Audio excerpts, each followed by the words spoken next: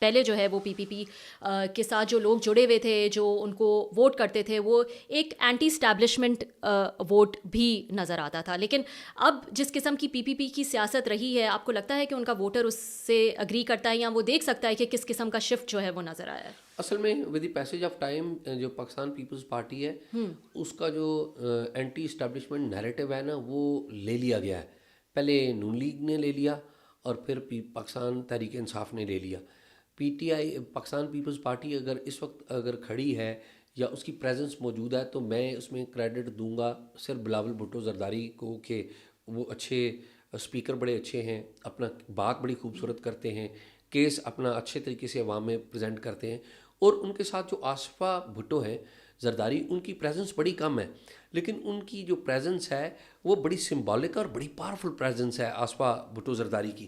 میں تو سمجھتا ہوں کہ اگر آصفہ میدان میں آگے ہیں تو شاید پیپلز پارٹی اور زیادہ اسٹرینتھن ہو.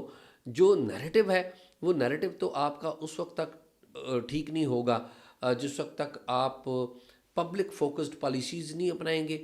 اور اصل جو مدعا ہے اس ملک کا, اصل پرابلم جو سول ملٹری امبیلنس ہے, جو کانسٹیٹیوشن سے ڈیویشن ہے اور ایک پرپیچول اسٹیٹ آف کرائسس ہے, ان قوتوں کی پالیٹکس میں اور ڈیموکریٹک پروسیس میں شامل ہونے کا جن کا رول نہیں بنتا.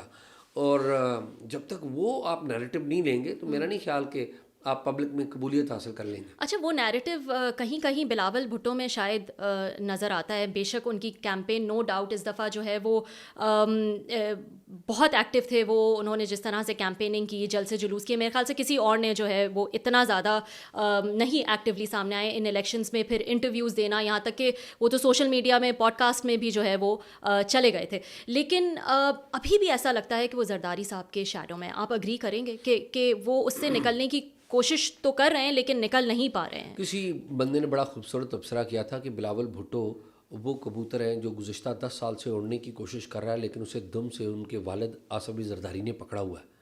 یہ بڑا سالڈ تبصرہ تھا.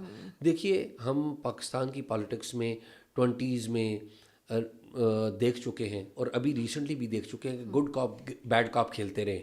یعنی کہ اگر نواز شریف تھے بیڈ کاپ تو گڈ کاپ تھے شہباز شریف.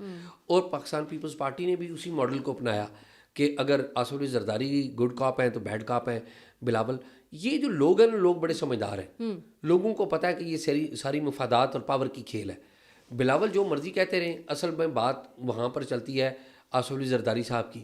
آپ دیکھیں نا, بلاول نے ذرا ہی کریز سے باہر نکلنے کی کوشش کی تو آصف علی زرداری صاحب کھڑے ہو گئے اور انہوں نے کہہ دیا میرے بیٹے کو تو کچھ پتہ ہی نہیں ہے, یہ تو امیچور ہے, بچہ ہے, ٹھیک ہے نا.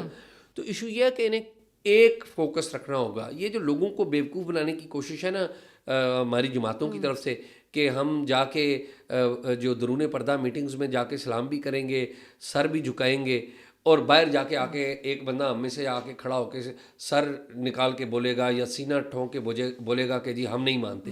لوگوں کو پتہ چل گیا ہوا ہے, لوگ بڑے سمجھدار ہیں. نہیں, لیکن تو پھر بلاول تو اتنی جلدی نہیں نکلتے ہوئے نظر آتے ان کے والد صاحب کے شیڈو سے. دیکھیے بلاول میں پوری کیپیسٹی ہے, بلاول میں کیپیسٹی ہے. اور ایٹ دی سیم ٹائم جو آصف علی زرداری صاحب ہیں وہ بھی بوڑھے ہو چکے ہیں. میرے خیال میں بلاول نے یہ جو بات کہی تھی نا کہ جو بوڑھے لوگ ہیں وہ نکل جائیں, وہ ان مینی ویز وہ درست بات تھی.